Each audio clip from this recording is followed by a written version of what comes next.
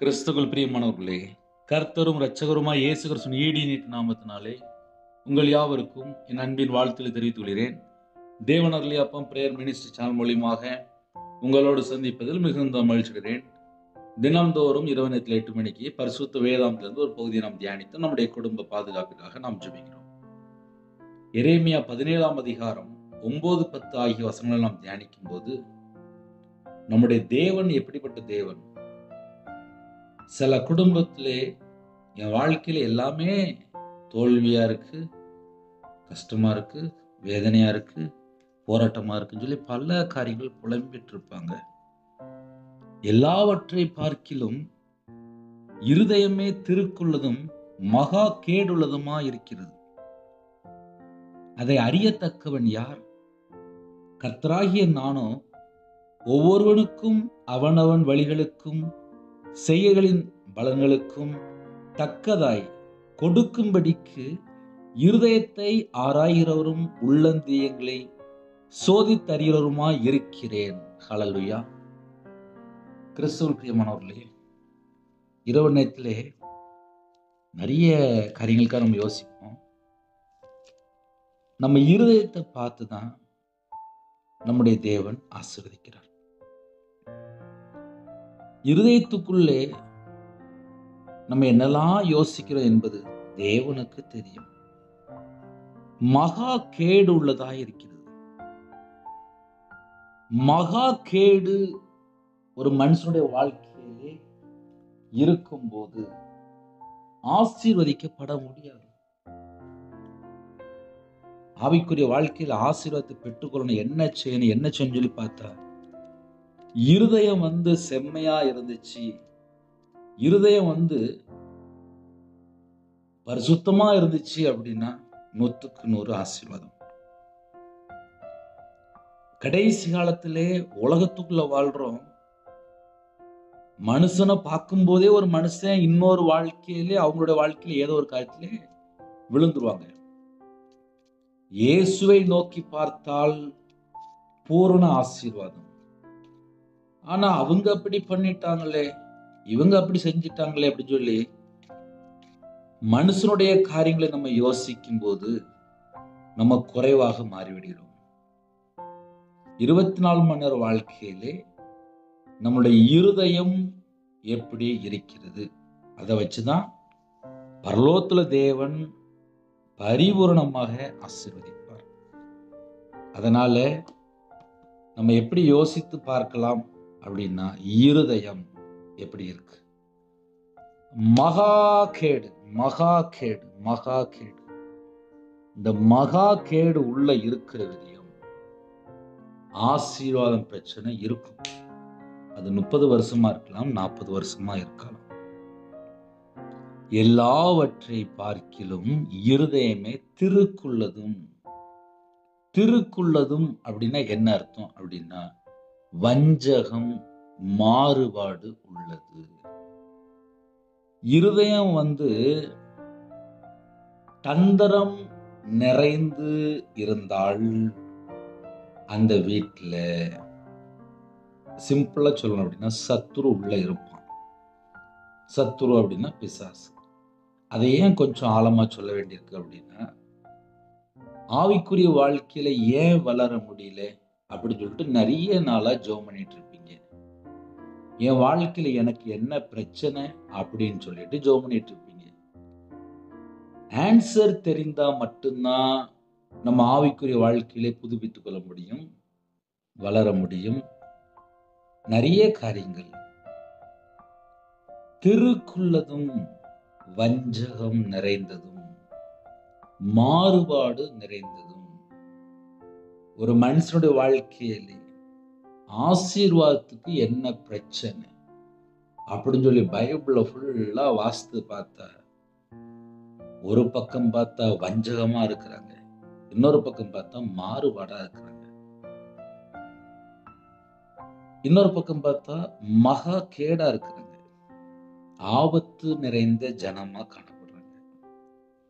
ஆனா வெளியில பார்த்தா நீதிமான் போல, பரிசுத்தவான் போல வெண் வஸ்திரம் தரித்து கொண்டு நாங்க தான் நல்லவங்க போல, அப்படி பல காரியங்கள் நம்ம சொல்ல முடியும். ஆனால் அந்த வீட்டுல போய் பார்த்தா சில இடத்துலலாம் வறுமை, தரித்திரம், பஞ்சம், கஷ்டம், நிந்தைகள், அவமானம். இதுக்கு பின்னாடி என்ன இருக்கு? அதை ஈஸியா சொல்லணும் அப்படின்னா, நான் ஒரு வியாபாரத்துலேருந்து வந்த ஆளு. நான்லாம் கையில பைபிள் எடுத்து வாசிக்கவே இல்ல. வியாபாரம் பார்க்க தெரியும். 4 பேர்ட்ட பேசிட்டு இருப்பேன். காலையிலயும் ஜெபம் பண்ண மாட்டேன், நைட்டும் ஜெபம் பண்ண மாட்டேன். வீட்ல போய் படம் பார்ப்பேன். அப்படியே படுத்து தூங்கிருவேன். இதுதான் என்னுடைய 24 மணி நேரம் வாழ்க்கை. ஒரு 55 லட்ச ரூபா நஷ்டம். ஒரு மனுஷனை நம்பி ஒரு 13 லட்சம் கொடுத்து வரல.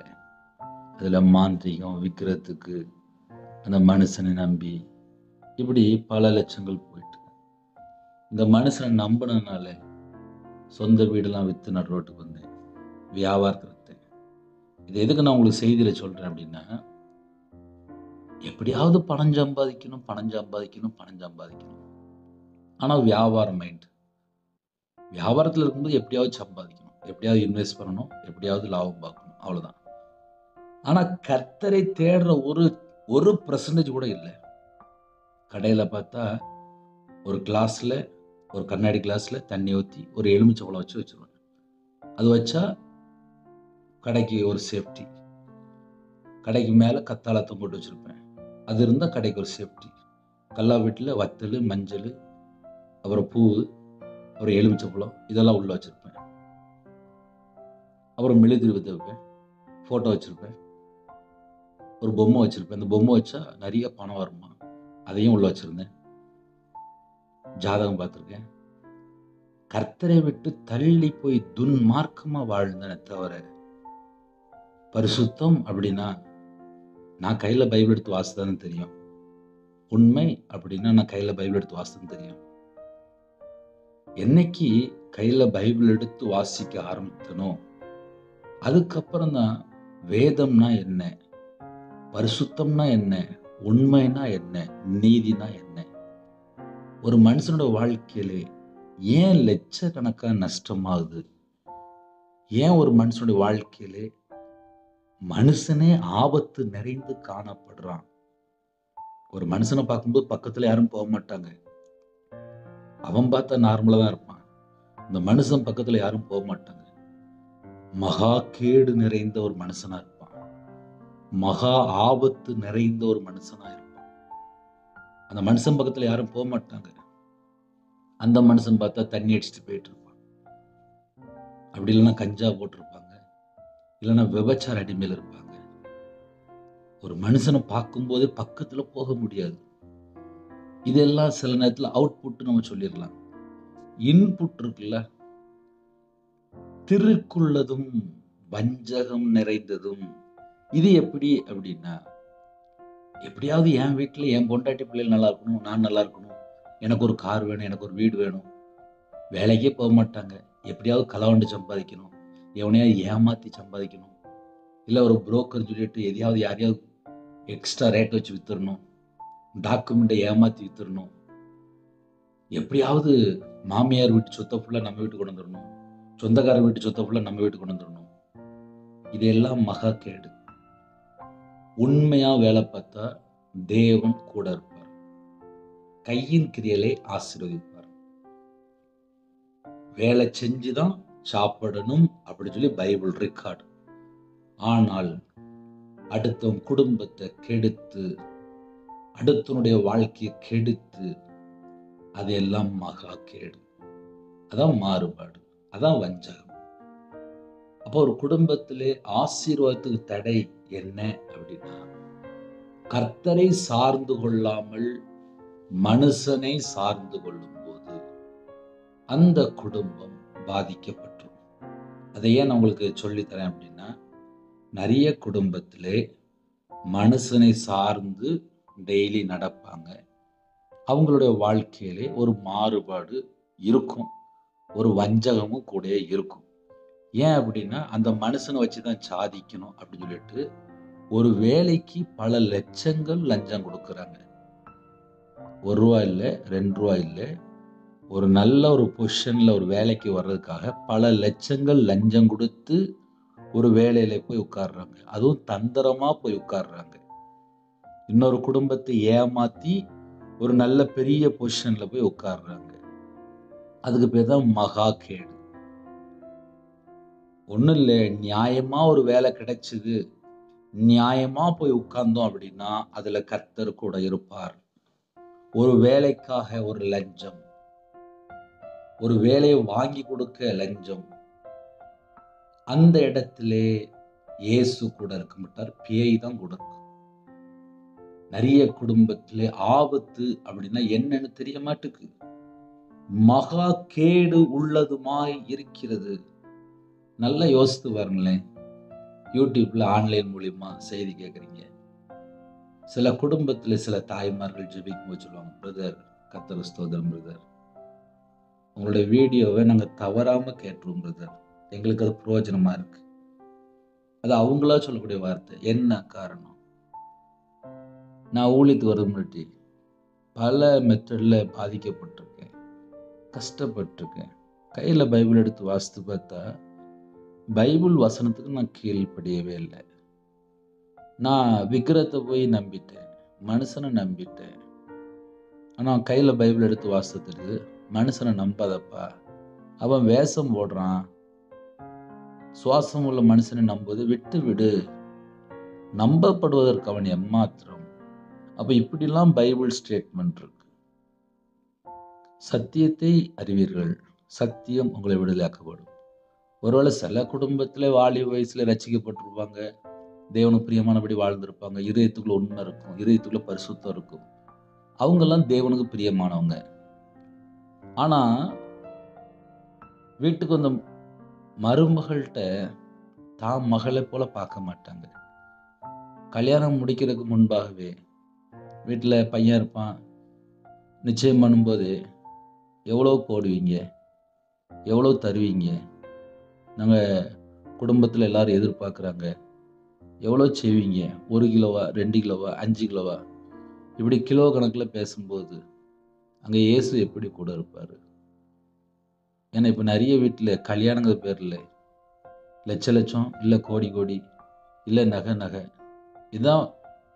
அந்த பின்னாடி என்ன இருக்கு அப்படின்னா திருக்குள்ளதும் வஞ்சகம் மாறுபாடு உள்ளது, மகா கேடு உள்ளது. ஏன் அந்த செய்தியில ஏன் உங்களுக்கு நான் சொல்லி தரேன் அப்படின்னா, திருக்குள்ளதும் அப்படின்னா நம்ம அப்படியே வாசித்துட்டு போயிடுவோம். எல்லாவற்றை பார்க்கிலும் இருதயமே திருக்குள்ளது. நல்லா யோசித்து பாருங்களேன். ஒரு 30 வருஷம் ஒரு 40 வருஷம் ஒரு கல்யாணம் முடிஞ்சு வாழக்கூடிய வாழ்க்கைக்கு கல்யாணம் முடிக்கிறதுக்கு முன்னக்கூட்டியே எவ்வளோ தருவீங்க, எவ்வளோ செய்வீங்க? எங்கள் ஃபேமிலியில் கேட்பாங்கல்ல, நாங்கள் போகிற சர்ச்சில் வந்து இப்படி இப்படி இருக்கிறாங்க, அப்படி எப்படி இருக்கிறாங்க சொல்லிட்டு, அந்த நகையை கேட்கறதுக்கு, பணம் கேட்கறதுக்கு, என் பிள்ளைக்கு நான் இவ்வளோ போட்டிருக்கேன், என் பையனுக்கு நான் இவ்வளோ போட்டிருக்கேன், அந்த பணத்தை கேட்கறதுக்கு, நகையை கேட்கறதுக்கு, இது எல்லாம் தந்திரம் தானே, இது எல்லாம் வஞ்சகம் தானே. அங்க இயேசு கூட இருப்பாரா? நம்ம யோசித்து பார்ப்போமே. எல்லாவற்றை பார்க்கிலும் இருதயமே திருக்குள்ளதும் மகா கேடு உள்ளதுமா இருக்கிறது. மகா கேடு இருக்கும்போது எப்படிப்பா ஆசீர்வாதம் இருக்கும்? அதை அறியத்தக்கவன் யார்? இதெல்லாம் வெளியில எப்படி தெரியும்? அவங்க என்ன நோக்கத்துல பேசுறாங்க, அவங்க இதயத்துக்குள்ள என்ன வச்சு பேசுறாங்க? வீட்டுல பிள்ளைக்கு கல்யாணம் முடிஞ்சு சொல்லி அம்மா அப்பா ஒவ்வொரு இடத்துலயா போய் மாப்பிள்ளை பார்ப்பாங்க. ஆனா வீட்டுக்கு வரும்போது துக்கமா வருவாங்க. அவங்க கேட்ட பணம் இல்லை, அவங்க கேட்ட கார் இல்லை, அவங்க கேட்ட ரொக்கம் நம்மளால கொடுக்க முடியாது. எத்தனை வீட்டுல பிள்ளைகளுக்கு கல்யாணம் முடியாம இருக்கு தெரியுமா? எத்தனை வீட்டுல பிள்ளைகளுக்கு கல்யாணம் முடியாம வயசு கூட்டிட்டு தெரியுமா? நல்லா யோசித்து பாருங்க. ஏன் கல்யாணம் முடியலன்னு சொல்லி யோசித்து பார்த்தா, அந்த பிள்ளைகளுக்கு வெயிட் கூடுறது, வயசு கூடிருது, அந்த மேரேஜ் வயசை தாண்டிடுது. என்னன்னு சொல்லி கேட்டா, அவங்க கேட்டதை எங்களால கொடுக்க முடியல, அந்த கல்யாணம் அப்படியே நின்று போச்சு. நிச்சயம் பண்றதுக்கு போய் ட்ரை பண்ணி பார்த்தோம், முடியல, அவங்க கேட்டதை கொடுக்க முடியல. அவங்க கேட்டவ வசதி எங்கள்கிட்ட இல்லை அப்படிம்பாங்க. அதுக்கு பின்னாடி என்ன இருந்துச்சு சொல்லி பார்க்கும்போது, திருக்குள்ளதும் மகா கேடுள்ளதுமா இருக்கிறது. வஞ்சகத்தினாலே தந்திரமா கேட்கிறாங்க, மாறுபாடா கேட்கிறாங்க. மகா கேடு, இருதயம் மகா கேடு. சில வீட்டுல வியாதி ஏன் வந்துச்சு, பிரச்சனை என்ன காரணம், ஏன் பிள்ளைகளுடைய வாழ்க்கையில திருமணம் முடிந்ததுக்கு அப்புறம் பிள்ளை இல்லாம இருக்கு, ஏன் வேலை இல்லாம இருக்கு, ஏன் ஆவிக்குரிய வளர முடியல, ஏன் பிள்ளைகள் ரட்சிக்கப்படாம இருக்கு, ஏன் பிள்ளைகளோட வாழ்க்கையில சுகமே இல்லை, ஏன் நிம்மதி இல்லை, ஏன் வீட்டுக்குள்ள சந்தோஷம் இல்லை, ஏன் டைவர்ஸ் ஆயிருது, ஏன் கோர்ட்டு கேஸ் சொல்லி போறாங்க அப்படின்னு சொல்லி நிறைய காரியங்கள் கையில பைபிள் எடுத்து வாசித்து பார்த்தா, அந்த வீட்டில் ஒரு 5 வருஷமோ இல்லை 7 வருஷமோ 10 வருஷமோ முன்பாக, திருமணம் முடியறதுக்கு முன்பாக எவ்வளவு போடுவீங்க, எவ்வளவு செய்வீங்க, எவ்வளவு எவ்வளவு எவ்வளவு. தேவன் பொறுமையா இருப்பாரு, எல்லா வீட்லையுமே கணக்கு விசாரிப்பார். அவர் நீதி உள்ள தேவன். ஒரு பாவி மனம் திரும்பிட்டா, ஐயோ நான் இப்படி பண்ணிட்டேனே, இது தப்ப. நான் என்ன சொல்றேன், வீட்டுக்கு வந்த மருமகள்கிட்ட ஒரு பெத்த தாயா அன்பு கூற முடியல. மருமகள் ஒரு மாமியாரை தான் மகளா பார்க்கும்போது அந்த குடும்பமே மகிழ்ச்சியா இருக்கும். அவ்வளவுதான். இதான் ஒரு குட்டி லைஃப். இந்த லைஃப்ல தான் நம்ம எல்லாருடைய வாழ்க்கையிலுமே இருக்கு. என் வாழ்க்கையிலே 2008 டாக்டர் சொல்லிட்டாங்க, இவன் பொழைக்க மாட்டான்ப்பா, அவ்வளோதான், இவன் லைஃப் முடிஞ்சிட்டு அப்படின்னாங்க. கர்த்தருடைய கிருபையினாலே இந்த நிமிஷம் உங்க கூட பேசிட்டு இருக்கேன். வியாபாரத்தில் நஷ்டம் வரும்போது நஷ்டப்பட்டு நடுரோட்டுக்கு வந்து சொந்த தேசத்தை விட்டு போயிட்டேன், கண்ணீரோடு போயிட்டேன், எல்லா வீடுலாம் வித்துட்டு போயிட்டேன். ஆனால் கையில் பைபிள் எடுத்து வாசிக்குமோ தெரியுது, நான் எவ்வளோ பெரிய பாவி, என் வாழ்க்கையில் நான் கர்த்தரை விட்டு எப்படி தள்ளி போய் வாழ்ந்திருக்கேன். ஐயோ, இது என் வாழ்க்கை தானா, ரவிராஜ் தான் இப்படி வாழ்ந்தானா அப்படின்னு சொல்லி யோசித்து பார்க்கும்போது, என் லைஃப்ல தேவனுக்கு பிரியமானபடி நான் எப்படி வாழணும்னு சொல்லி தெரியாம கற்றுக்கொள்ளாம போயிட்டேனே. அதுக்கு பின்னாடி என்னன்னு சொல்லி பார்க்க ஆரம்பிச்சேன். நான் 11 வயசுல வேலைக்கு போயிட்டேன். 3 ரூபா சம்பளத்துக்கு நீ அனுப்பி விட்டுருவாங்க. காலையில போயிடுவேன், 7 மணி இல்லை 8 மணிக்குள்ள போயிடுவேன், சாப்பாடு கொடுத்து அனுப்பி விட்டுருவாங்க. நைட்டு ஒரு 9:30 10 மணிக்கு தான் வருவேன். நான் சொல்றதுன்னா 11 வயசுல வந்து அப்படியே சாப்பிட்டுட்டு வீட்டில் கொஞ்ச நேரம் டிவி ஏதோ அப்பவுமே உண்டு ஆன் பண்ணுவாங்க, பார்த்துட்டு அப்படியே படுத்துருவேன், அவ்வளோதான். இப்படிலாம் இருந்தா என்னைக்கு பைபிள் வாசிக்காமே வளர்ந்துட்டேன், உண்மை தெரியாமையே வளர்ந்துட்டேன். தேவனுக்கு பிரியமானபடி என்ன எனக்கு தெரியாது. என்னையே இயேசு கிறிஸ்து ராஜா மீட்டெடுத்து ஒவ்வொரு வசனமும் அர்த்தம் சொல்லி தரும்போது பார்த்தா வித்தியாசமா இருக்கு. நம்ம வாழ்க்கையிலே ஆசீர்வாதம் வேணுமா, என் இருதயம் கர்த்தரை விட்டு எங்க தள்ளி போயிருக்கு, இதை கண்டுபிடிச்சாலே போதும்பா. 1000 கோடி இருந்தாலும் அவங்க இதயத்துக்குள்ள இயேசு இருக்காரான்னு சொல்லி கேட்டா சந்தேகமா இருக்கும். ஒரு கிராமத்துல ஒரு பாட்டி 1 ரூபா கூட இல்லாம இருக்கும், ஒரே 1 ரூபா இல்லாம இருக்கும். ஆனா இரவும் பகலுமா கண்ணீரோடு ஜெபம் பண்ணிட்டு இருக்கும். அந்த பாட்டி இதயத்துக்குள்ள இயேசு இருப்பாரு. ஒரு 4 வருஷம் முன்பாக ஒரு பாட்டி இறந்து போச்சு. அந்த பாட்டி சொன்ன தீர்க்க தரிசனம் இன்றும் நிறைவேறி கொண்டிருக்கு. எப்படி அப்படின்னு சொல்லி பார்க்கும்போது, பாட்டி 1ஆம் கிளாஸ் கூட படிக்கல. அந்த பாட்டி 1ஆம் கிளாஸ் படிச்சுன்னு நினைக்கிறேன், அவ்வளவுதான். ஆனா பைபிள் படிக்க தெரியாது. அந்த பாட்டி இறந்து போச்சு, 4 வருஷம் ஆச்சு. அந்த பாட்டி சொன்ன தீர்க்க தரிசனம் இன்றும் நிறைவேறி கொண்டிருக்கு. என்னன்னு சொல்லி பார்க்கும்போது, இரவும் பகலுமா கண்ணீரோடு ஜெபம் பண்ணிட்டு இருப்பாங்க. இன்று நம்ம வாழ்க்கை எப்படி இருக்கு? கையில செல்போன் இருக்கு, வீட்டுல டிவி இருக்கு, சில பணக்காரங்க வீட்டுல சகல விதமான செழிப்பு இருக்கு. ஆனா தேவனுடைய சமூகத்துல காத்திருக்க உங்களுக்கு நேரம் இருக்கா? யோசித்து பார்ப்போமே. இருதயம் திருக்குள்ளதும் மகா கேடு உள்ளதுமாயிருக்கிறது. மகா கேட உள்ள வச்சுக்கிட்டு என் வீட்டில் எனக்கு பிரச்சனை, என் குடும்பத்தில் எனக்கு பிரச்சனை, என் வாழ்க்கையில் எனக்கு பிரச்சனை, இங்கும் அங்கும் ஓடி ஓடி ஓடி ஓடி ஓடி பார்க்கும். ஆனால் வீட்டில் வந்து பார்த்தா, அப்பா நான் உமக்கு பிரியமானபடி வாழலப்பா, என்னை பரிசுத்தப்படுத்துங்கப்பா, என் இதயத்துக்குள்ள கேடான சிந்தனை இருக்குப்பா, மாறுபாடான ஒரு சிந்தனை இருக்குப்பா, வஞ்சகம் நிறைந்த ஒரு இதயமா இருக்குப்பா, என்னை பரிசுத்தப்படுத்துங்கப்பா அப்படி கேட்டா தம்முடைய இரத்தத்தினாலே கழுவி சுத்திகரிப்பார். எப்போ? மனம் திரும்பி பாவ மன்னிப்பு கேட்கும்போது தான் நம்ம இருதயம் சுத்திகரிக்கப்படும். அப்போ நம்ம இருதயம் சுத்திகரிக்கப்படணும் அப்படின்னா, இயேசு கிறிஸ்துவே என் பாவத்தை மன்னிங்க, என் இருதயத்துக்குள்ள இப்படிப்பட்ட ஒரு சுபாவத்தோட தான் நான் வாழ்ந்துட்டு இருக்கேன். அதை நம்ம கரெக்டா எல்லா பிள்ளைகளுமே யோசிக்கணும். நம்ம வாழ்க்கையில் ஏதாவது கர்த்தரை விட்டு தள்ளி போயிருக்கிறோமா, அதை நம்ம கொஞ்சம் யோசிக்கணும். கர்த்தராகிய நானும் ஒவ்வொருவனுக்கும் அவனவன் வழிகளுக்கும் செய்கைகளின் பலன்களுக்கும் தக்கதாய் கொடுக்கும்படிக்கு இருதயத்தை ஆராய்கிறவரும் உள்ளந்திரியங்களை சோதித்தறிவருமா இருக்கிறேன். உள்ளந்திரியங்களை, என் இருதயத்துக்குள்ள என்னெல்லாம் இருக்கு எல்லாமே தேவன் பார்த்துருவார். அதனால யாரெல்லாம் நீங்க இணைந்திருக்கிறீங்களோ, உங்க இருதயம் தேவனை சார்ந்திருந்தால் பரிபூர்ணமான ஆசீர்வாதம். என சில குடும்பத்திலே கர்த்தரை விட்டு தள்ளி போய் வாழ்ந்துட்டு இருப்பாங்க, வெளியே தெரிய மாட்டேது. ஆவிக்குரிய வாழ்க்கையில நீங்க ஆசீர்வாதத்தை பெற்றுக்கொள்ளணுமா, உங்க இருதயத்துக்குள்ள இயேசு இருக்கிறாரா, முதல்ல நம்ம யோசித்து பார்க்கணும். ஏன்னா யாரெல்லாம் இணைந்திருக்கிறீங்களோ, உங்க இருதயத்துக்குள்ள இயேசு இருக்கும் போதுதான் ஆசீர்வாதம்.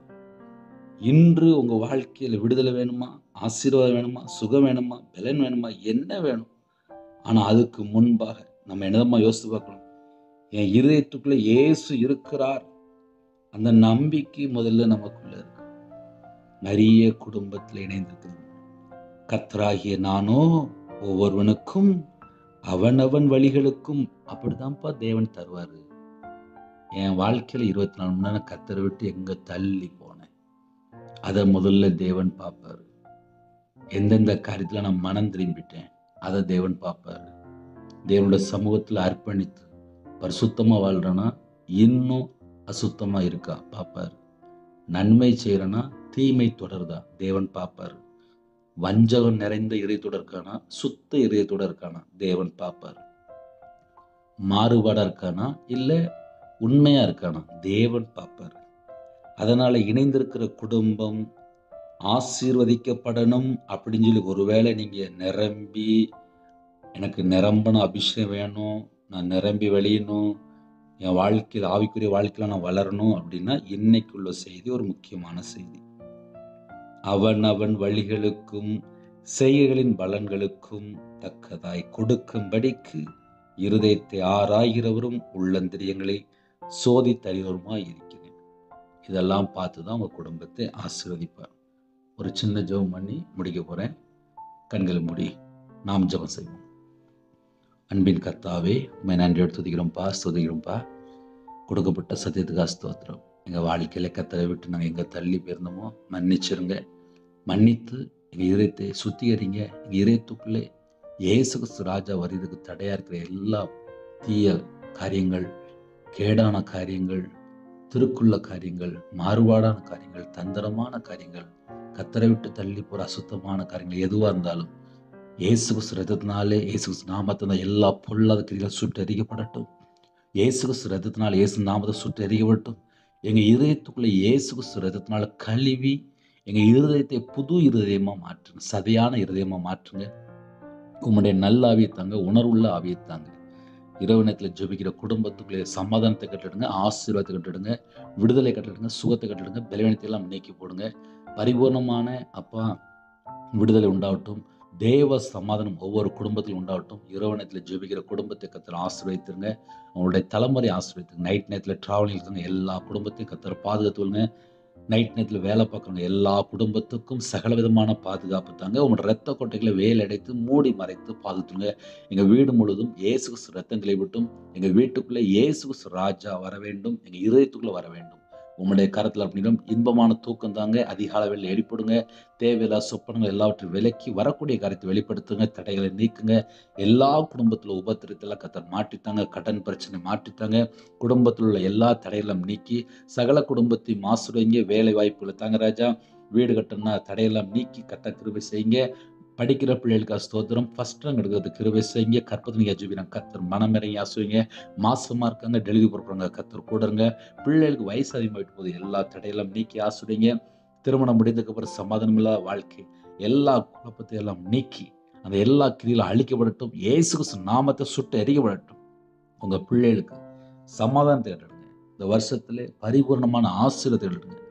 நைட் நேரத்திலே வேற நாட்டுக்குள்ள இருக்கிறாங்க, வேற சூழல் இருக்காங்க, எல்லா குடும்பத்துக்கும் கர்த்தருடைய பாதுகாப்பு உண்டாகட்டும். பலவீனத்தோடு படுத்த படுக்கையில ஹாஸ்பிட்டல்ல எத்தனையோ குடும்பத்தில் ஜெபிக்கிறாங்க. உம்முடைய தழும்புள்ள கரத்தினால தொட்டு பரிபூர்ணமா சுகமாக்கித்தாங்க. உம்முடைய தழும்புள்ள கரத்தினால பரிபூர்ணமா சுகமாக்கித்தாங்க. பரிபூர்ணமான சுகமாக்கித்தாங்க. இயேசு கிறிஸ்து ரத்தத்தினால நாமத்துல பரிபூர்ணமான சுகம் உண்டாகட்டும். பரிபூர்ணமான சுகம் உண்டாகட்டும். உம்முடைய கரத்தில் அர்ப்பணிக்கிறோம். தேவனர்லி அப்பம் பிரேயர் மெடிசன் நம்முடைய கரத்தில் அர்ப்பணிக்கிறோம். அடியே நம்முடைய கரத்தில் அர்ப்பணிப்பா. கொடுக்கப்பட்ட சத்தியத்துக்காக ஸ்தோத்திரம். கீழ்ப்படிந்து வாழக்கத்தை கிருபை செய்யுங்க. உங்க நாம மையப்படட்டும். உங்களோட ரத்த கொட்டைகளை வேலையடைத்து மூடி மறைத்து எல்லா குடும்பத்தையும் பாதுகாத்துவேன். யாரெல்லாம் வீட்டு விட்டு வெளியில் இருக்காங்களோ எல்லா குடும்பத்துக்கும் சகல விதமான பாதுகாப்பு தாங்க. கர்த்தப்படுங்க. அதிகாலையில் ஜெபிக்கிறத கிருபை செய்யுங்க. சீக்கிரமா படுத்துங்கிறத கிருபை செய்யுங்க. தேவையில்லாம எந்த ஒரு பாவத்திலே போய் சிக்கிக்கொள்ளக்கூடாது. கர்த்தர் கிருபை செய்யுங்க. உங்க நாம மையப்படட்டும். இயேசு கிறிஸ்து பிதாவே ஆமென். தேவனுக்கு மகிமையுண்டதாக. கர்த்தர் தாமே உங்களை உங்கள் குடும்பத்தில் சகல காரியத்திலும் சம்பூர்ணமாக திருப்தியாக கர்த்தர் கொடுத்து பரிபூர்ணமாக ஆசீர்வதிப்பாராக. ஆமென். கர்த்தராகிய இயேசு கிருபையும் பிதாவாகிய அன்பும் பரிசுத்தவனுடைய ஐக்கியம் இப்பொழுதும் எப்பொழுது சதா காலங்களிலும் நம்ம அனைவரோடு கொடுப்பதாக. ஆமென். கிறிஸ்துவுக்குள் பிரியமானவர்களே, என்னுடைய ஊழியக்காரத்துடன் ஜெபித்துள்ளுங்கள். 9363064182 நம்பர் கொண்டால் நாங்கள் உங்களுக்காக குடும்பத்துக்காக ஜெபிப்போம். நீங்களும் என்னுடைய ஊழியக்காரத்துடன் ஜெபித்துள்ளுங்கள். கர்த்தர் உங்களையும் உங்கள் குடும்பத்தின் சகல காரியத்திலும் சம்பூர்ணமாக திருப்தியாக கர்த்தர் கொடுத்து அபரிதமாக ஆசீர்வதிப்பாராக. ஆமென். God bless you.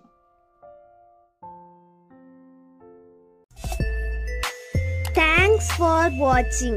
Please subscribe our channel. Click the like and share. Click the bell. God bless you.